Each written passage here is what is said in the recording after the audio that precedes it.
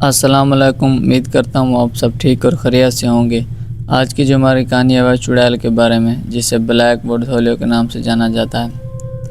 ہوا درختوں کے درمیان سے چیخ رہی تھی، اپنے ساتھ ہڈیوں کو ٹھنڈا کرنے والی ٹھنڈ لے کر جا رہی تھی جو آپ کی روح میں اتر رہی تھی۔ بلیک بورڈ تھولیو سرگوشی اور رازوں کی جگہ تھی، ایک ایسی جگہ جہاں تاریخی زمین پر راج کرتی تھی۔ شہر کے لوگ خاموش لہجے میں اس چڑیل سے بات کرتے تھے جو جنگل کے اندر رہتی تھی، ایک چڑیل جس کی آنکھیں کوئلے جیسی کالی تھی اور دل برف کی طرح ٹھنڈا تھا۔ ان کا کہنا تھا کہ وہ حقیقت کے تانے بانے کو اپنی مرضی کے مطابق موڑ سکتی ہے، کہ وہ مردہ کو ان کی قبروں سے زندہ کر سکتی ہے اور زندہ کو ان کی دھن پر رقص کر سکتی ہے۔ برسوں سے چڑیل نے بلیک بورڈ تھولیو کے قصے کو دہشت زدہ کر رکھا تھا۔ جس نے بھی اس کے راستے کو عبور کرنے کی ہمت کی اس پر لعنتیں ڈالی تھیں۔ یہ کہا جاتا تھا کہ اس نے خود شیطان کے ساتھ ایک معاہدہ کیا تھا کہ اس کے اختیارات تاریخی ترین ذرائع سے حاصل کیے گئے تھے، لیکن شہر کے لوگوں کے دلوں پر چھائے ہوئے خوف کے باوجود کسی نے بھی چڑیل کو اپنی آنکھوں سے نہیں دیکھا تھا۔ وہ ایک سایہ دار شخصیت بنی ہوئی تھی، جنگل کی گہرائیوں میں چھپی ہوئی تھی، ایک ایسی تصویر موجودگی جو ان کے ڈراؤنے خوابوں کو پریشان کرتی تھی۔ ایک سرد اور چاندنی رات میں بہادر روحوں کا ایک گروہ جنگل کے کنارے پر جمع ہوا۔ وہ دہشت کے دور کو ختم کرنے کے لیے پرعزم تھے جو چڑیل نے ان کے شہر پر بہت لمبے عرصے سے قائم رکھا ہوا تھا۔ ان میں سارا بھی شامل تھی، ایک نوجوان عورت جس کے سرخ بال اور آنکھوں میں شدید عزم تھا۔ اس نے اپنی بہن کو چڑیل کی لعنت میں کھو دیا تھا اور وہ انتقام لینے کے لیے کسی بھی چیز سے باز نہیں آئے گی۔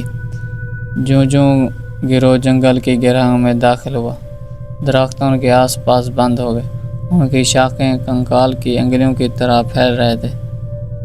ہوا اب وسیدہ ہونے کی بدبو کے ساتھ گھنی ہوئی ہو گئی اور ایسا لگ رہا تھا کہ زمین ایک ناپاک تمنائی کے ساتھ نبض کرتی ہے، گویا زمین ہی چڑیل کی ذات میں تھی۔ جب وہ دباتے رہے تو گھنٹے دنوں میں بدل گئے۔ ان کی لائٹیں ناقابل تسخیر اندھیروں میں روشنی کی کمزور تالاب ڈال رہی تھی۔ ایسا لگتا تھا کہ جنگل گھومتا اور بدلتا ہے۔ بہت ہی زمین کو تزئین نے اس پر تشریف لے جانے کی ان کی کوشش کو ناکام بنا دیا۔ وہ کھوئے ہوئے تھے، مایوسی کا شکار تھے اور خوف ان کی عقل کے کناروں پر چھا گیا تھا۔ جس طرح مایوسی نے انہیں ہڑپ کرنے کی دھمکی دی تھی، وہ ایک صاف کرنے پر ٹھوکر کھا گئے۔ وہ اور وہیں درمیان میں ایک خستہ حال کاٹیج کھڑا تھا، گویا جنگل نے اس ڈھانچے کو جنم دیا تھا جو اپنی جڑوں سے پروان چڑھا تھا۔ گروپ نے گھبرائی ہوئی نظروں کا تبادلہ کیا، لیکن وہ جانتے تھے کہ ان کے پاس داخل ہونے کے سوا کوئی چارہ نہیں تھا۔ کاٹیج کا اندرونی حصہ حقیقت کا موڑا باغ تھا۔ دیواروں کو شیلفوں کے ساتھ قطار میں کھڑا کیا گیا تھا جس میں بھیانک نمونوں سے بھرے ہوئے برتن تھے۔ آنکھیں، زبانیں اور دل، یہ سب ایک خوفناک چمکتے ہوئے مے میں محفوظ تھے۔ فرش دھول کی ایک موٹی تہہ میں ڈھلا ہوا تھا اور ہر کونے میں تاروں کے جالے لٹکے ہوئے تھے۔ جب انہوں نے کاٹیج کا جائزہ لیا تو وہ ایک کمرے پر پہنچے جس سے ان کی ریڑھ کی ہڈی میں کپ کپائی طاری ہو گئی۔ کمرے کے بیچ میں ایک بڑا آرائشی آئینہ تھا جو کسی دوسری دنیا کی روشنی سے چمک رہا تھا۔ یہ کہا جاتا تھا کہ چڑیل کسی شخص کی روح کی گہرائیوں کو دیکھنے، ان کی خواہشات اور خوف کو حقیقت میں بدلنے کے لیے آئینے کا استعمال کر سکتی ہے۔ سارا آئینے کے قریب آئی، اس کا عکس اس کی سطح پر ڈگمگا رہا تھا۔ اس نے اپنے آپ کو بچپن میں اپنی بہن کے ساتھ دھوپ کے میدان میں کھیلتے ہوئے دیکھا، اس سے پہلے کہ ان کی زندگیوں پر اندھیرا چھا گئے۔ بہن کا نام لیتے ہی اس کی آنکھوں میں آنسو آ گئے۔ اچانک کمرہ ٹھنڈا ہو گیا اور ہوا میں ایک آواز گونجی، ایسی آواز جو خود دیواروں سے نکلی تھی۔ تم میرا سامنا کرنا چاہتے ہو کیا تم؟ اس نے چیخ ماری۔ گروپ ایک ہو گیا۔ ان کی لائٹیں خوفناک آدھی روشنی میں ٹمٹما رہی تھی اور وہاں دروازے میں چڑیل کھڑی تھی۔ وہ ایک گھٹیا شخصیت تھی، اس کی جلد ہڈی کی طرح پھیلی ہوئی تھی اور اس کی آنکھیں بھیانک تھیں جو اپنے ارد گرد کی روشنی کو نگل رہی تھی۔ اس کے بال الجھے ہوئے تھے، دھندلے ہوئے تاروں میں لٹکے ہوئے تھے اور اس کے پھٹے ہوئے کپڑے اس کے کمزور جسم سے چمٹے ہوئے تھے۔ اس نے ایک انگلی اٹھائی اور آواز طریق توانائی سے کڑک رہی تھی، تم میرے ڈومین میں دخل اندازی کرنے کی ہمت کر رہی ہو؟ اس نے کہا۔ اس کی آواز ایک سرگوشی تھی جس نے ان کی ریڑھ کی ہڈی کو کانپ دیا۔ تمہیں اپنی بہادری کی قیمت چکانی پڑے گی۔ اس گروپ نے ہتھیاروں کی نشاندہی کرتے ہوئے اور حفاظتی منتروں کا استعمال کرتے ہوئے کارروائی کی، لیکن چڑیل کو کم نہیں سمجھا جانا تھا۔ وہ ایک تیز رفتاری اور فضول کے ساتھ آگے بڑھی، جس نے اس کی کمزور شکل کو جھٹلایا، ان کے حملوں کو آسانی سے روک دیا۔ ایک ایک کر کے گروپ کے ارکان گر گئے، ان کی چیخیں کاٹیج میں گونج رہی تھیں، کیونکہ چڑیل کے سیاہ جادو نے انہیں کھا لیا تھا۔ سارا خوفزدہ ہو کر دیکھ رہی تھی جب اس کے ساتھ بیٹھے ہوئے تھے بھیانک شکلوں میں سمٹ گئے، ان کے جسم ٹوٹے ہوئے تھے۔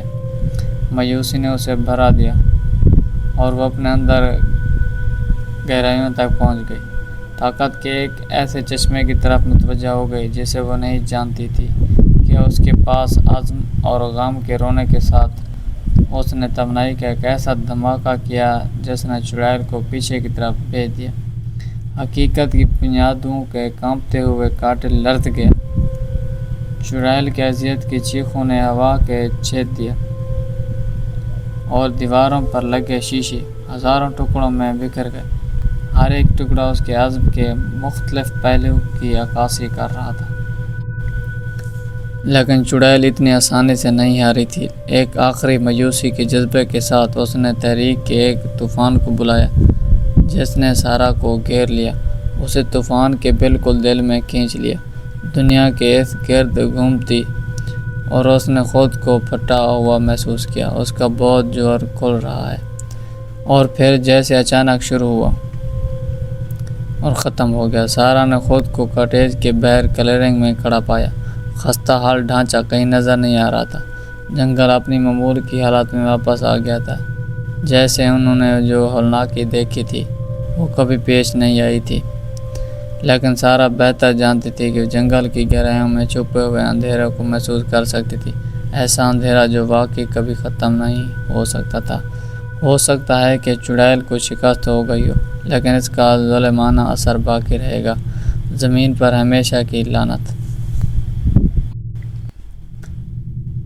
جیسے سارا جانے کے لیے مڑی، آسمان سے ایک ہی سیاہ پنکھ اس کے قد میں اتر آیا۔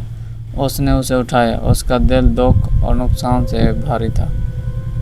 یہ اس قیمت کی یاد دہانی تھی جو انہوں نے ادا کی تھی، ایک یاد دہانی کہ چڑیل کی میراث ہمیشہ بلیک برڈز ہولو کو پریشان کرتی رہے گی، اور اس طرح بلیک برڈز ہولو کا قصہ ہمیشہ کے لیے سرگوشیوں اور رازوں کی جگہ کے طور پر جانا جاتا ہے، ایک ایسی جگہ جہاں تاریخی زمین پر راج کرتی ہے۔ ہو سکتا ہے کہ چڑیل کو شکست ہو گئی ہو، لیکن اس کی موجودگی برقرار رہے گی، ایک سایہ دار تماشا جسے کبھی بھی حقیقی معنوں میں ختم نہیں کیا جائے گا۔ جیسے ہی سارا ملون جنگل سے دور چلی گئی، وہ جانتی تھی کہ وہ زندگی بھر اس بدقسمت رات کی یادیں اپنے ساتھ لے جائے گی۔ اس نے چڑیل کا سامنا کیا تھا اور بچ گئی تھی، لیکن کس قیمت پر؟ اس نے جن ہولناکیوں کا مشاہدہ کیا تھا اس کے خوابوں کی پریشان کرے گی، اس برائی کی مستقل یاد دہانی جو بلیک برڈز ہولو کے دل میں چھپی ہوئی تھی۔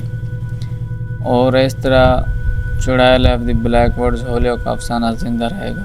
ایک احتیاطی کہانی بچوں کو بتائی گئی ہے کہ وہ انہیں جنگل میں بہت زیادہ بھٹکنے سے روکیں، لیکن وہ لوگ جنہوں نے چڑیل کی شرارت کا خود مشاہدہ کیا تھا، وہ اس خوفناک رات کو جس نے ان کی روحوں کو اپنی لپیٹ میں لے لیا تھا، اسے فراموش نہیں کیا جائے گا۔